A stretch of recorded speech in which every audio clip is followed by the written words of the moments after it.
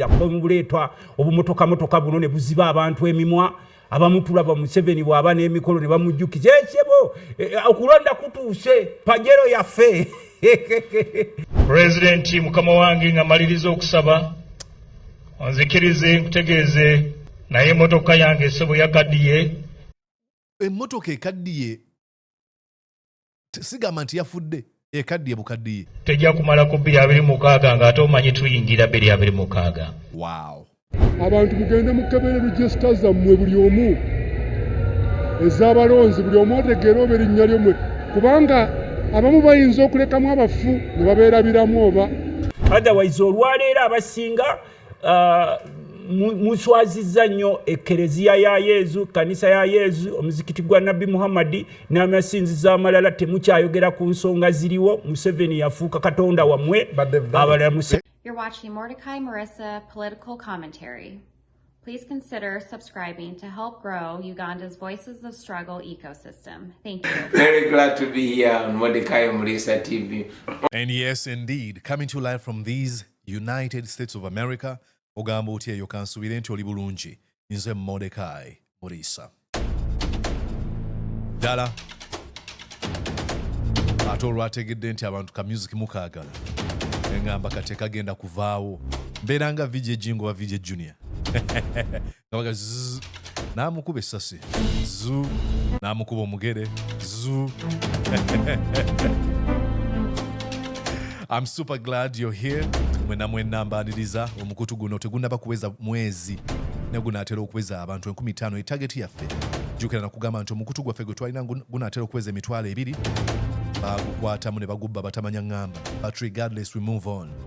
Ensibwe kuba bulo naawe jiwe punch.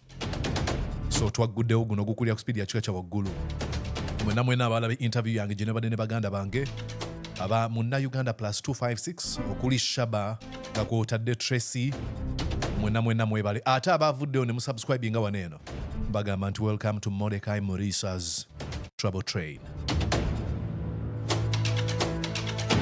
Eno Trouble Train gye njogerako ye necessary trouble. Mumanyi ndowooza John Lewis mbaka yali mbaka mu lukiiko lw'eggwanga olukulu lwa America yafa yatugamba mu bulamu buno you've got to get yourself in trouble.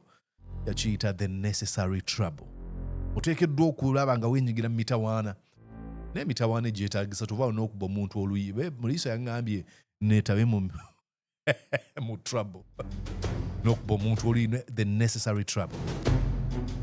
So please go on and subscribe. That's how you can show support. It is very unfortunate abantu abalaba channel eno nga bali subscribe bali ebitundu 43 kati tebawera na 50%. Really, come on. What are you trying to do? Ogezaako kukola ki? Tobe mulogo. Bamufuyi wa mmiri. Please make sure that you do subscribe ate nyumiza abantu abalala bajiba subscribing. Well, ladies and gentlemen, mukulikeyo mu Easter Sunday ne Monday, mukulikeyo mwena abakozizza amazuukira ga Yesu Kristo. Sigenda kwogera ku mazuukira ago naye obubaka obwayisiddwamu. Archbishop w'ekkanisa ya Uganda oba gibayita Anglican Church of Uganda, Kaziimba Mugalu yawadde obubaka obwo wale yabwanukudde bamuyita Paulson Luttamaguzi omubaka. Yamugambye nti muganda tolindiriranga nnaku bwezi tikuwa obubaka buno. Muvengayo entakera muwe obubaka bwe buti. Let's watch this message. I will minimize my screen right here. Manyi nze producer, nze host, ate nze buli kimu waneeno. So now I'm minimizing my screen. I think you can see there. Eno story yakoleddwa NTV akawungezi. Mu kiseera kino akakiiko k'ebyokulonda kakyagenda mu maaso n'enteekateeka z'okutegeka akalulu ka bonna ak'omwaka omujja ng'enteekateeka ezisinga zaggyibwako dda engalo. Mu kiseera kino akakiiko kali mu kwetegekera kutimba nkalala z'abalonzi nga kuno kwa kukolebwa okuva ku Lwokutaano lwa Ssabbiiti eno okutuuka nga 15 omwezi ogujja. Bw'abadde akulemberamu okusaba kw'amazuukira ga Yesu Kristo ku lutikko ya All Saints Nakasero, Ssaalabirizi w'ekkanisa ya Uganda Stephen Kaziimba Mugalu akubiriza bannayuganda abali mu myaka egironda okwettanira enteekateeka eno. Abakunzi okukebera enkalala z'abalonzi. Okwettanira enteekateeka zino. Okay. Nga bwe kirambikibwa mu ssemateeka. Agambye bannansi babyenyigiremu bino. Abantu mugende mukebere register zammwe buli omu ez'abalonzi buli omu otegeera oba erinnya lyomwe kubanga abamu bayinza okulekamu abafu ne babeerabiramu oba wano wesaagalira bamanyi okuzannya basobola si kwerabiramu naye nga tetunaba nakutuuka awo ow'ekitiibwa kitaffe mu Katonda omulabirizi akalulu is a process. An election is not a process. Is a process. It's not an event. Election is not just an event that, we have to look at all these different circumstances ezituusa ku kulonda. Okulonda si mukolo tigule ennaku z'omwezi bweziti. Okulonda nteekateeka. Enteekateeka etutuusa ku lunaku olwo lwe tukolera omukolo. Tusagamba nti ogenda kubeera n'embaga n'otabira na meetings tofunye mukyala gw'ogenda kuba mbaga oyo toyina bantu b'oyise n'ogamba naye ng'ennaku z'omwezi nnya ngenda kuwasa nga lutuuka ng'obalaga omukyala. Wabeera ebibuuzo bingi nnyo. Wabeerawo enteekateeka ze zitwalako olwo olunaku lw'embaga. Biki ebikoleddwa emabega nga tetunaba kutuuka ku olwo olunaku? Bawamba, batta, batulugunya abantu. Bubeera bunnanfuusi okunoonya obubaka bw'osobola okwogera ku nteekateeka zinene zitwala ku lunaku olw'okulonda n'otoogera ku ebyo bikolebwa n'oyogera ku kkebera enkalala z'abalonzi. Obubaka bulungi bwe kiri ne waliyo ebintu ebiri grave ebitiisa ebiri mukolebwa ku bannansi. ng'oli yafa dda naye ali omu ku abo banaalonda. Nsaba bw'osangamu omuntu yafa nga Mukama yamuyita olipootinga ogaye nti ono yafa dda. Obusambattuko buzze bweyoleka mu bululu obw'enjawulo nga n'oluusi abantu babuguzemu obulamu. Kaziimba akalatidde abantu bonna okusabira emirembe okubukala mu nteekateeka y'akakuyege kw'ossa n'okulonda. Abantu listen here. We need to resist politics of violence. That's why we call for peace for each one of us. Resist the politics of violence and calling for peace. Who usually resorts violence? We have only one party, one side that visits violence onto innocent Ugandans. It is just mature and confident and religious. It will be for you to call out these folks who have visited injustices. Museveni himself calls himself, imagine a president of a country referring to himself as the master of violence. Nze kabaka w'obutabanguko bwe yeeyita. Like, temubadde mu bino byonna byonna bye yayitamu olutalo lwatuviirako abantu abasukka 5,000 okufa. Talina kye yayigamu. Nelson Mandela oluvannyuma lw'okusibwa ebbanga ery'emyaka 27 mu Robben Island mu Komera. Bwe yavaayo yandibadde agamba bano abasajja tubatte, bano abasajja tubakweba, yandibadde agamba nze mummanyi. But he realized that as a result of some violent tactics ebakozesa okulwanyisa obukulembeze bw'abakabbulu bwali bugenda kuttattana eggwanga n'atandika okubuulira message eya reconciliation and unity, not revenge. Yali teyeewaana ng'abeerawo n'agamba nze mundaba ffe twatta abantu bwe bati. Museveni yeeyita master of violence. Kati bw'ogamba we must resist, look Museveni in the eyes and tell him this message shouldn't be nebulous, vague.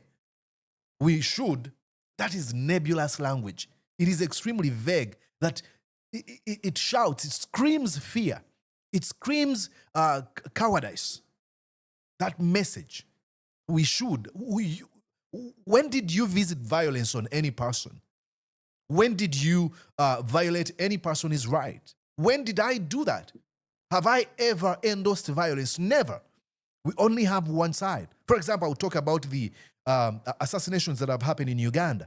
I can tell you that 99.99% of them have been committed by folks who work under the regime of Mr. Museveni, because who has the guns in Uganda? Who have these guns?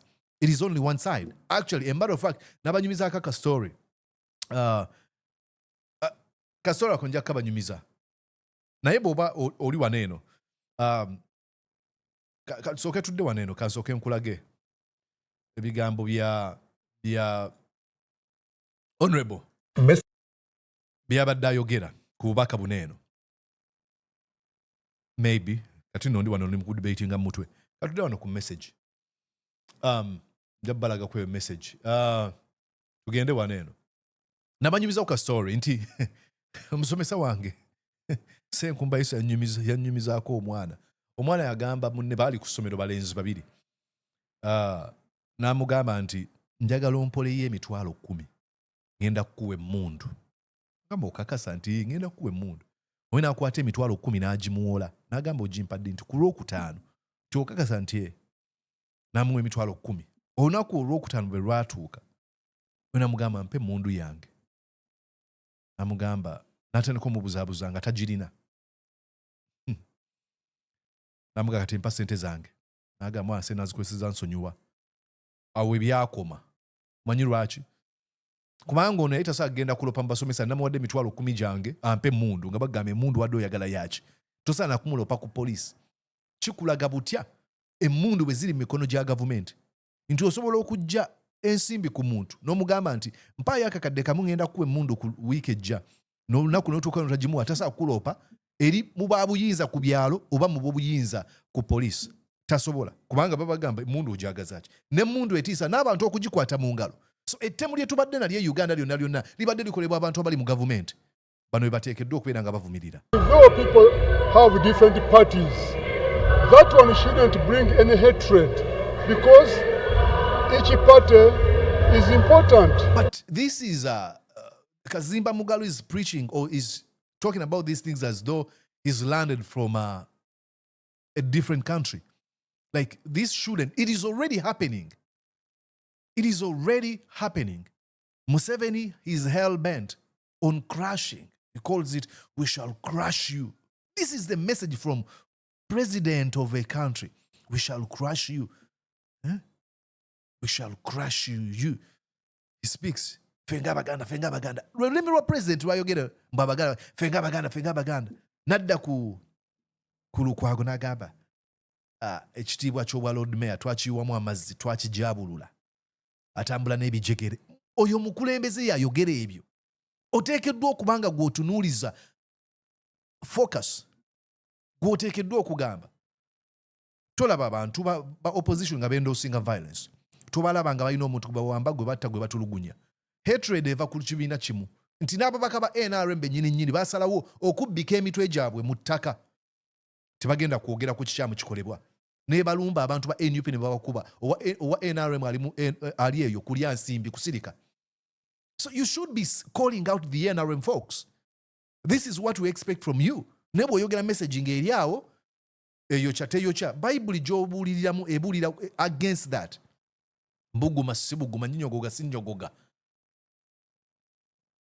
Even though you belong to a different tribe, this tribe is important. But yes, this is nebulous language. Now you're talking about sectarianism. Who is the master of sectarianism in Uganda? Yoweri Museveni. Even though you belong to a different denomination or region. Different denominations. Museveni has launched a war against the people of the Muslim community. Abakulembeze b'obusiraamu. I know buchayi ku busiraamu. Bino byoli mu kwogera byonna otagetinga Museveni. Say the name. Luttamaguzi we yamwanukulidde. Let's watch here. Message mu bannaddiini abo bakulembedde okusabiriza abadde singa okuba enkulu nawuliddemu of course nga bbiri. Sooka babadde bakubiriza unity. Obumu abalala nga boogera ku corruption. Obulyake nalabye Saabalabirizi wa Uganda, the most reverend Stephen Kaziimba Mugalu ngagamba twegatte wamu ng'eggwanga tulwanyise obulyake obubbi obukenuzi mu ggwanga and I don't know what you make of these messages kati messages zammwe muzeebale but we need to be practical. Okulwanyisa obulyake is not just okyogerako boogezi mulina okuba practical. Nga yolengera gwe wadde ekipajero kimubuuza bakikuwadde musaaki. Exactly. And bino ebintu byali mu kwogera tabyogera nga asinziira eyo. This is cartoon yakulibwa Daily Monitor. The Anglican Bishop has sparked controversy by publicly appealing to President Museveni for a new car. Nsaba mpayo pajero. Story endala yiyo Museveni gifts Bishop akanjuna with monster Toyota Land Cruiser GR sport vehicle of $100,000. Bawa Bishop akanjuna emotoka ya billions ya mitwalo 10 eja dola. Omutwalo gumu ogwa dola gulimu obukadde 36 ku bukadde 37. Katukubisa obukadde 37 bwa Uganda emirundi 10 nga Bawa Bishop. The Bible jabulira preaches against the accumulation of wealth. Okubeera n'ebyobugagga. Museveni bino byayogerako sasinziiraawo laba eyo story endala. As people of Chira continue swallowing dust, Museveni gives a brand new car of 20 million shillings to new Archbishop of Archdiocese of Gulu, as it were in the beginning. Now, bino byonna bibakulaga. Oyinza ogamba nti abaali balimba kato katambi ng'ono musajja yennyini ataswala ayogera. Museveni mbadde nkusaba ompe mpaayo tugenda mu kalulu nkujjukiza. Listen. President mukama wange nga maliriza okusaba onzikirize nkutegeeze ti waliwo bingi bye tulowooza nti birina kutuuka singa onzikiriza PS ne mumu obugambo bwange ne bugende wo. Muzikirize ompe PS wo akuwa obugambo mulujjudde naye emmotoka yange esebo yakaddiye. Emmotoka ekaddiye sigamba nti yafudde ekaddiye bukaddiye tejja kumalako 226 ng'ate omanyi tuyingira 226. Wow. Tejja kumalako 226 ng'ate omanyi tuyingira 226. You know what that means? This is some sort of a dog whistle, coded language. We headed for 2026 and you know what's going to happen. Please make sure you give me a brand new vehicle so that I can manipulate people for you, so that I can preach the gospel of hate, of division, of opportunism, of corruption to the people. This is a priest. This is a clergy. These are people, bebatya. Bangamba konti, waliwo ebiseera nga abasajja bano kigambo kye boogera tekiddibwamu. Ojja kunsonyiwa.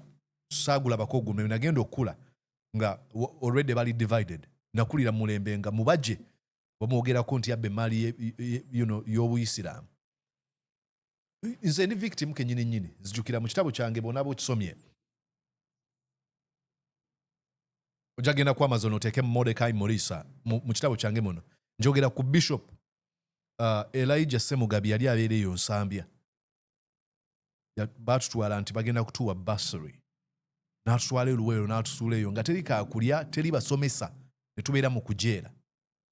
So ojja kunsonyiwa bano abasajja bw'oba bavunnamira ng'obatwala nti baakabi. I am sorry, I'm not like that. Nkuze nga bali divided ng'obeerayo ne Bishop Kizito Lwanga, Archbishop Cyprian Kizito Lwanga ng'ayogera ebintu eby'amakulu eby'amagezi nga musajja w'amaanyi. Ng'olina abantu nga bamuzaata bagezi. Olina abantu abo then ku ludda luli ate ng'olinayo abafere.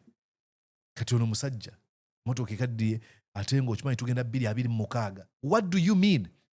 What is so special about 2026? But because this is a coded message eri Museveni. Tomanyi ekigendo obeera 226 nze ayinza okukutaasa okusiriwaza abantu. Mukama akuwa omukisa n'abakulu bano bonna we bali naye PS bo. N'akiddamu Mukama akuwa omukisa n'agamba tagukuweera.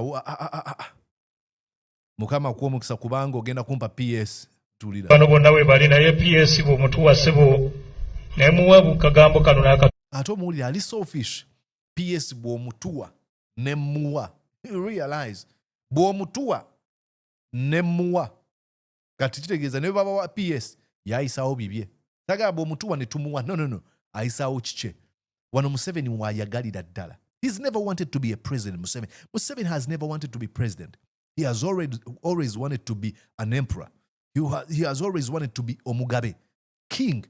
That's why he abolished Omugabe Bwankole, because he knew that if Banyankole continue having their kingdom, then abantu bajja kubeera loyo eri obugabe bwabwe.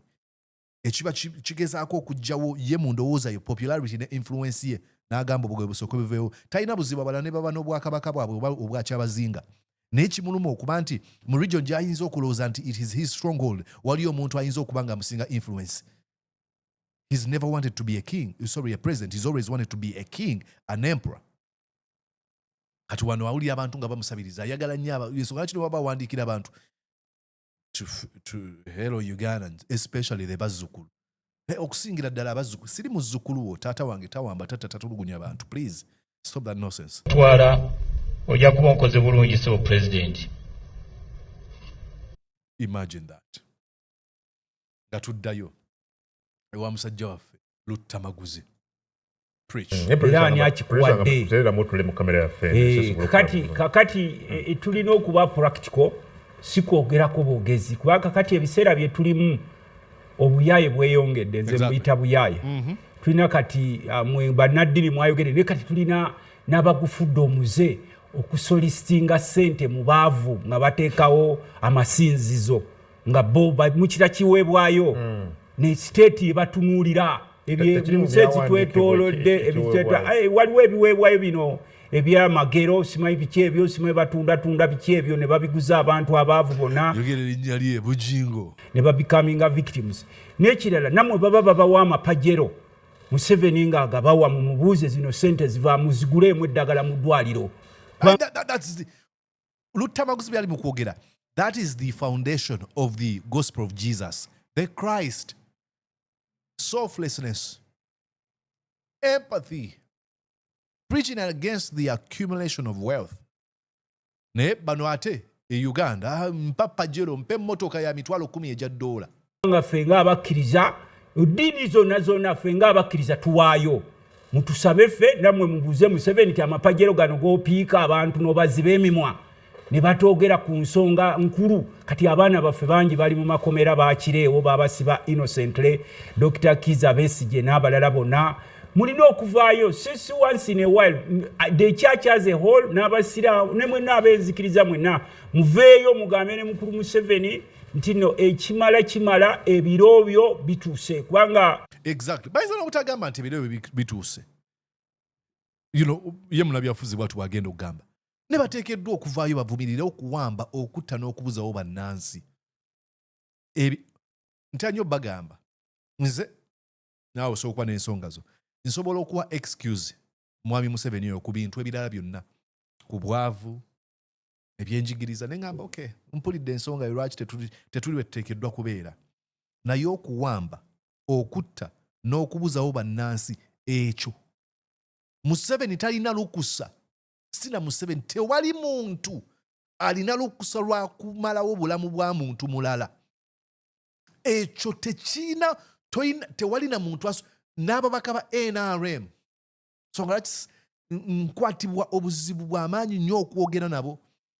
Okuwamba omuntu, okumutulugunya, okumutta byebikolobero Museveni byakoze lyebbala eryesisiwaza ery'obukyayi eriribeera ku linnya lye lubeerera.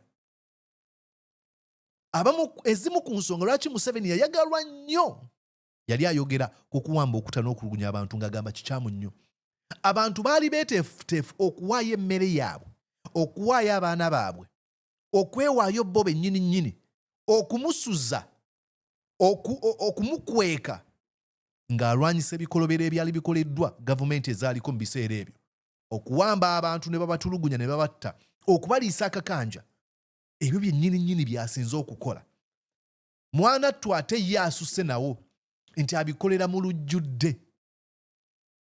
Asukka nawo amanyi n'okugamba nze kabaka w'ebyo temummanyi nze master of violence. Bigambo bye bwe yeeyita nti ye mukutta nze ndi kabaka. Nze ndi kabaka mummanyi amukuwamba n'okutulugunya ndi kabaka. Tayinaamu empathy. Musajja alina omutima simanyi gye yagujja. Simanyi obubi obumutudde munda ne bwe mulaba ng'aseka neewuunya. Njogera ku musajja atunuulira nga batulugunyiza Bobi Wine. Najja n'ayogerera mu bantu. Namulabye bagee bamukubye naye bamukubye bulungi. Abamwetoolodde awo Nogamba, what is funny about that statement that has been made? Twakwata ekitiibwa kya Lord Mayor ne tukijabula tukijamu.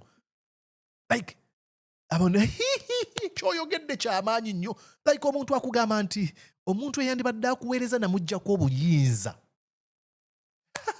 Museveni oli wakabi. Like, simanyi. Kati musajja ono kyali mu kwogerako.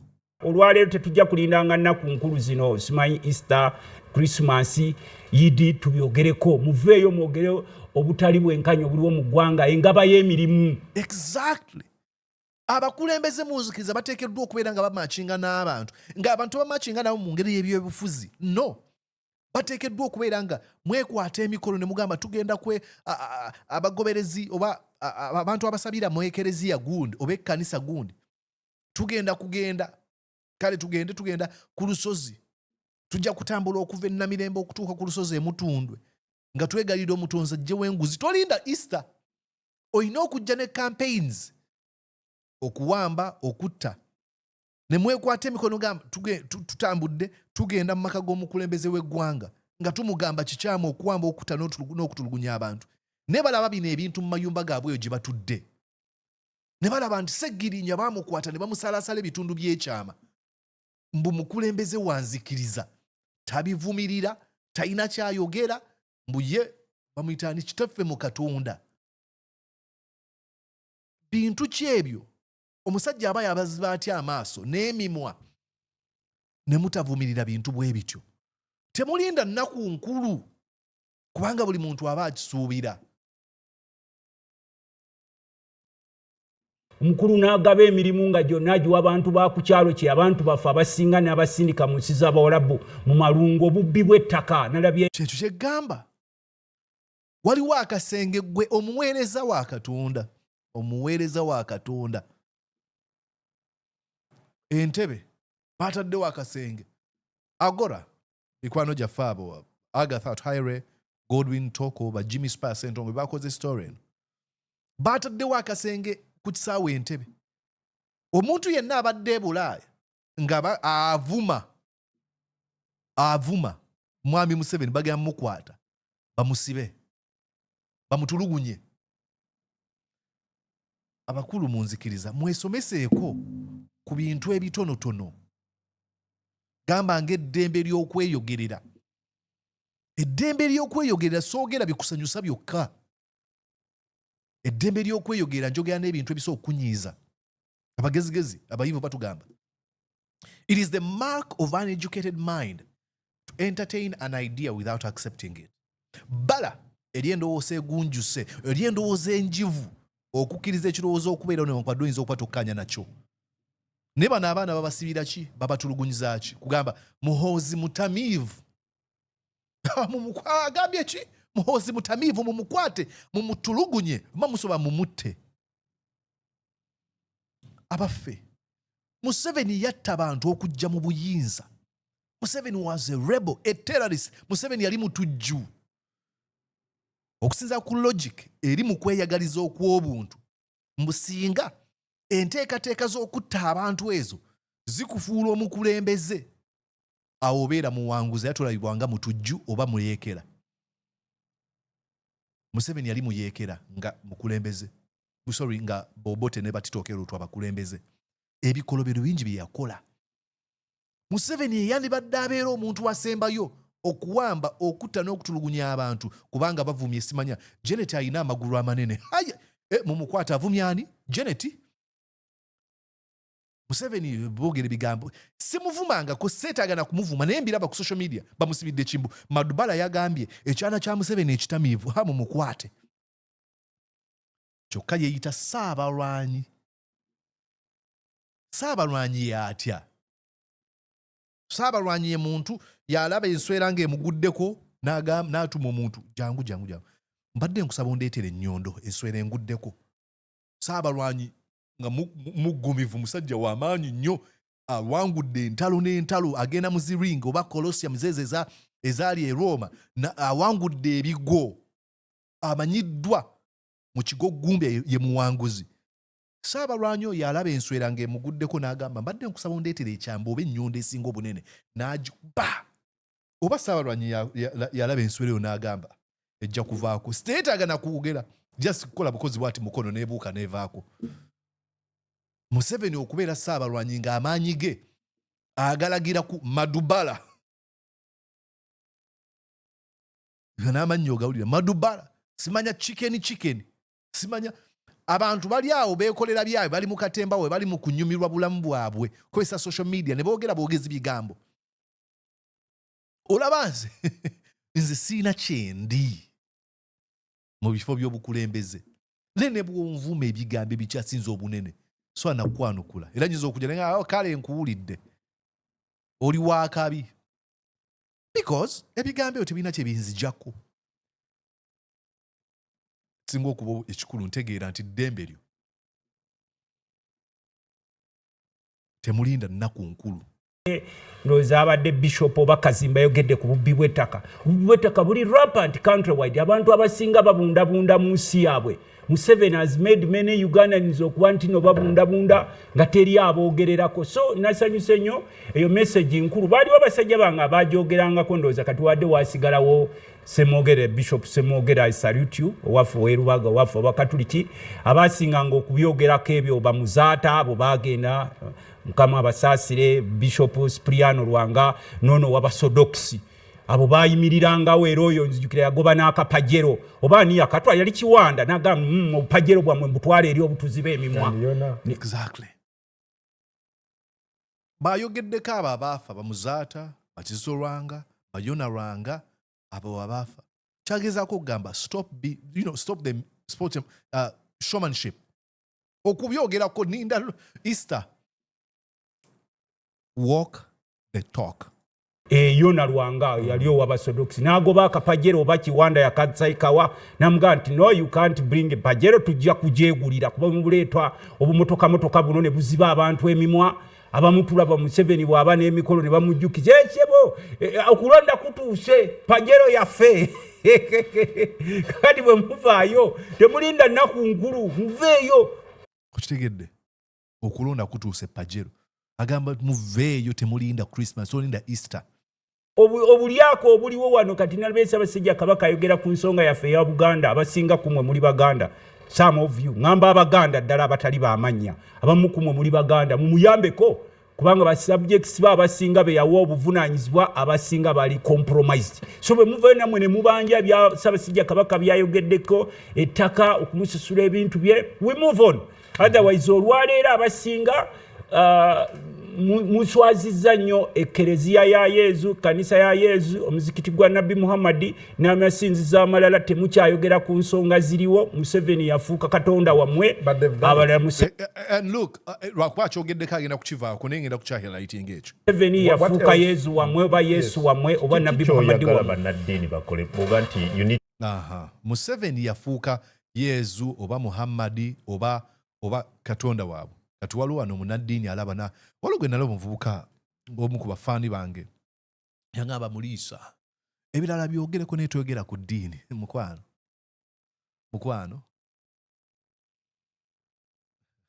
tulwanyisa mwami Museveni kuba nti atuwa eddembe lyaffe okwogera ku buli kye twagala. Ate gwe naawe oyagala kufuuka mwami Museveni yogera ku birala n'ekyo kyogerako bw'ofuna obuyinza totte buli omu. Eddembe oba ekirago obukulu kwe kukkiriza omuntu akwogera ekintu ky'otakkaanya nakyo nga ddembe lyo. Teteekeddwa okubeera nga tukkaanya ku buli kimu. Ne bino bye njogera nkimanyi wala abali mukundaba ng'oyinza okuba tokkaanya na buli kimu kye njogera. It is okay. Kati wala abantu abali eyo Museveni nga bamuti Museveni yeezimbako ekintu ekyokumutya muzeeyi ne mu nsiko nadde ndaba story ya John Kazore yafudde ne mu nsiko nga muto bamuyitanga muzeeyi n'omala obimpita ebyo muzeeyi muliiso ogamba otya pozi nga tuli mu kusaagiriza n'okumpita ebyo simanya saa nkitegeera oyinza okuba oyagala kumpa kitiibwa naye mpita Muliisa mpita Mordecai muzeeyi kati ekyo ekintu yeetoolodde abantu ensonga kyaba balinga abantu b'e North Korea. Nadde ndaba gundi yafulumiziddwa comedy show ya gundi John Stewart Jacola nga balaga Kim Jong-un ne bwayambala nkofiira abamwetoolodde. What are you laughing about? Museveni ayinza okwogera ekintu ekitaliimu naye abamwetudde kubanga baagala kumufunako ensimbi. What's wrong with you, brother or sister? Bamutya Museveni w'amaanyi bw'abagamba talina maanyi gaamu. Katwala ali yandaba agamba gwe muliiso kimanyi nayo n'okimanyi oli president bwe baakuzanyira dda ku mu 20 yetagambibwako, it's fine, genda mu maaso. To walk the talk, you need to be practical. The only tool they have ya kwogera. And they've done that. Joe, Tali mugamba, talk, but talk as many times as you can. Don't wait for Christmas or Easter. Kyekyo nanti kyekugambye temulinda nnaku nkulu.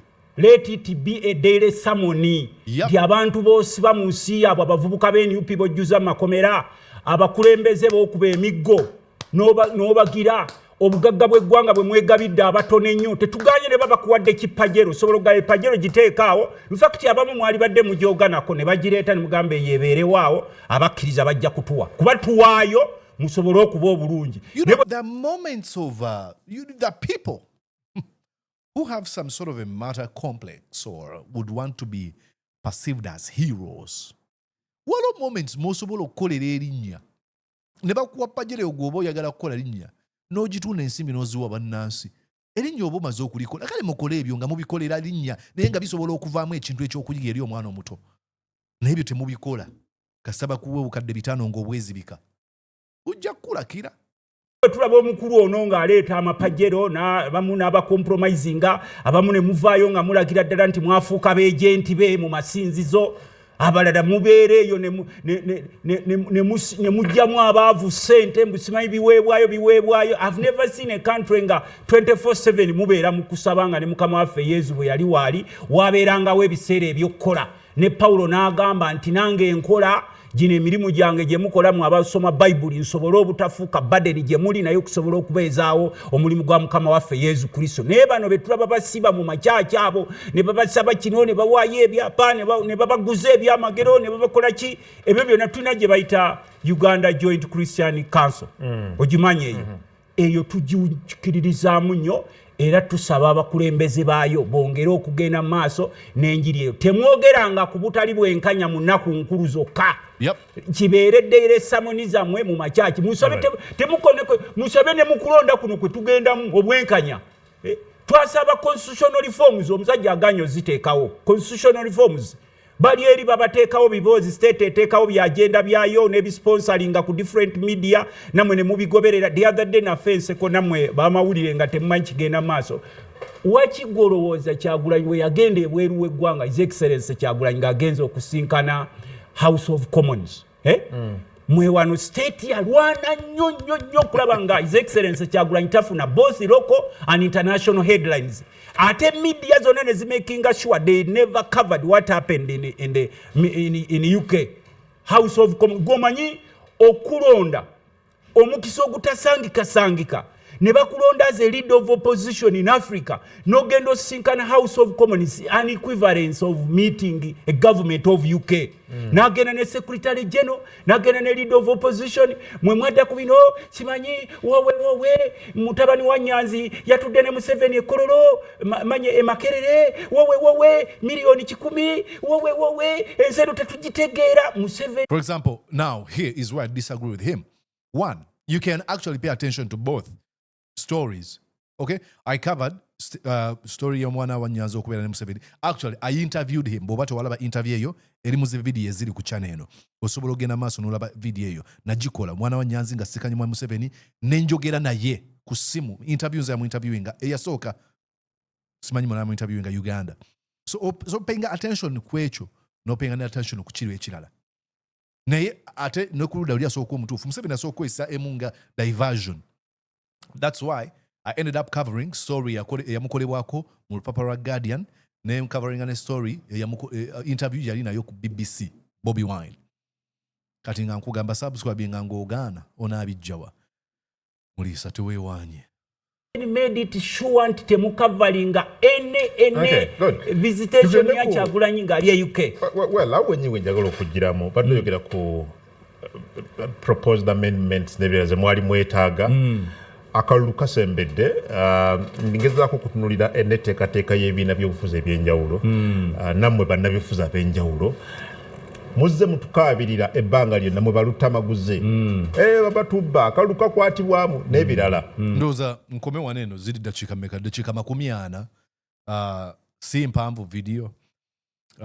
Message eyo ebadde ekwata ku nsonga ey'abannaddiini okubeera nga ndowooza naakola story endala okwongera okulambula ku bino byayogerako akalulu akajja influence ya Bobi Wine, enteekateeka z'okukola ennongoosereza amateeka g'ebyokulonda n'ebirala nja kubeera nga mbicoveringa. But here my focus was on religious leaders. Please embody the message. Do not think that you're safe. Omutemu gwe bayita Mwami Museveni alondoola buli wamu. Ne mweweeyo mulwanire eggwanga lyammwe. Temuli any different bwe twogera kuwamba n'okutta. Enkya bagenda kukwata mwana wo. Either omwana wa muganda wo, excuse me, bayinza okuba bamukwata dda. Bino ebintu bikwaffectinga 100%. So what are you doing to save your country? And look, I'm not saying that, deviate from the message you should be preaching on the altar. No. Who am I to advise you? Katonda bw'aba yakuwa obuvunaanyizibwa nga bw'oteekeddwa okukola.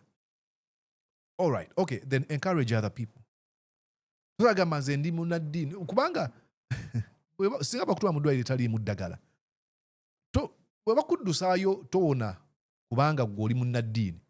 Oyisibwa mu kintu kyekimu. Obulyako buli bw'enguzi n'obukenuzi tobirindirira ku nnaku nkulu.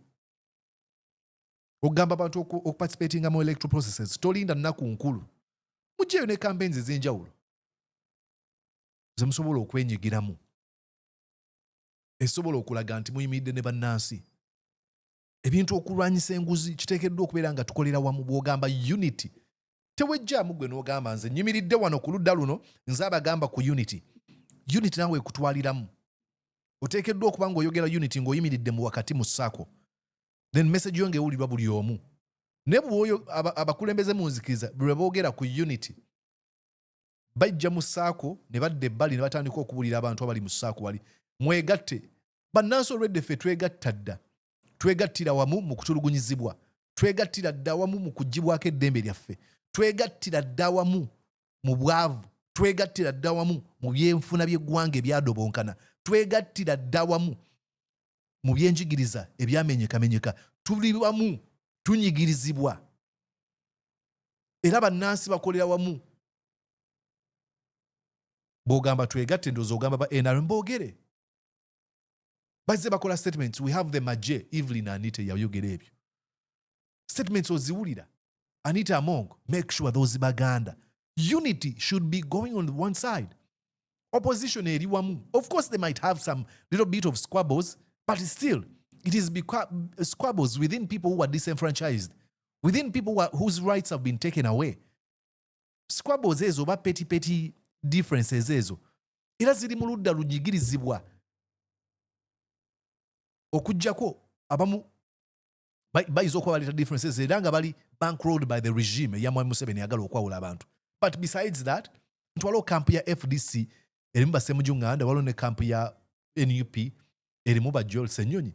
These are same people. Oba Mugisha Muntu, these are same people who have different ideologies on how they should approach change of power in Uganda. I don't see any difference. Difference is the difference in ideology, which is very okay. We all can't, think the same way, especially if we are talking about rebuilding, complete overhaul of a nation that has been killed by Museveni and his lackeys, minions, and sycophants. So this message of unity should be targeting one side, the NRM side, who are not in unity with people who have been disenfranchised, who are underprivileged, who are less privileged. You should tell them that please, Anita Among, Will you join those people who have been stolen from? Would you remember that you don't have to steal iron sheets from them? Speak to Nabanja.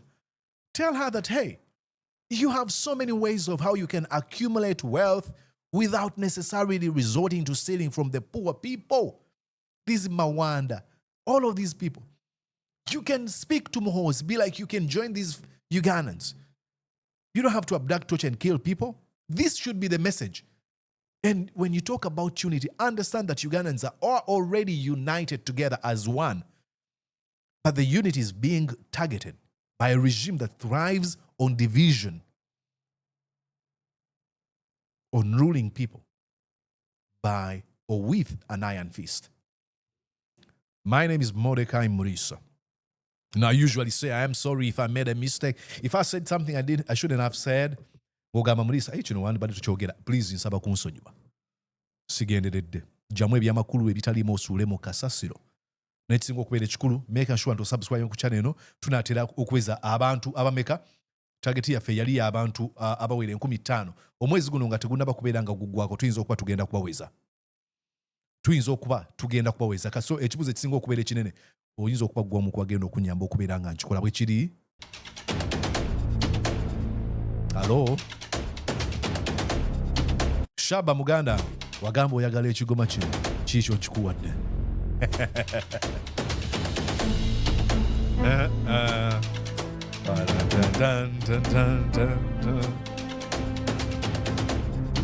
Nze Mordecai Murisa. Genda maaso n'okuba ng'osubscribinga. Mbulira ky'olowooza wandika mu comment section. Video bw'osanga omulamwa, gigabanekeyo ne mukwano gwo. Nja kuba nkusiima. Ndowooza nja kukomawo oba tuna ekitundu ekyokubiri. Maybe nsonga ndala. Kandabe kye nnaakola. Beerako. Komawo kwebere ku channel saawa 9 ez'akawungeezi Uganda oba saawa 10 ez'akawungeezi. Saawa 10 ez'akawungeezi oba 9 around there wenyiza postinga video ey'okubiri.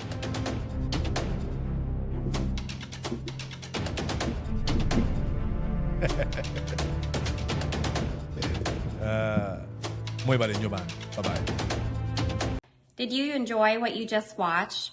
I'm going to guess that you did. How about you consider subscribing to Mordecai Murisa YouTube channel? Thank you.